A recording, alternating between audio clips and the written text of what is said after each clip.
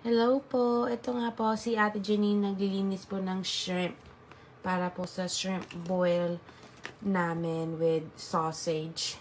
Ang sarap po niyan. O, diba? At ito na po, gumagawa na po sa ating ng pang sauce para sa chicken na nasal.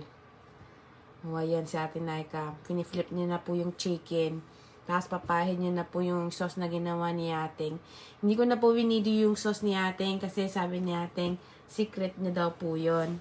Charis. Ayan na si Ate Naika. Sige lang ho. O diba? Ang gandang tignan. Tingnan niyo na po. Binilisan na po ni Ate Janine yung pagkaka-chop-chop ng chicken dyan. Oh my God, that looks so good. Ayan na ho. Chinatchapan niya na nga po kasi nagugutom na nga po yung asawa ko. Tapos, ayan din po, nagluto din po si Ating ng pork chop. O, diba? Ako ngayon ang super happy. Eat with rice.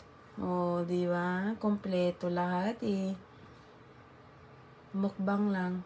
Charus. O, yan. Sarap naman yung corn na yan. At habang naghihintay po ako, ayan na ho.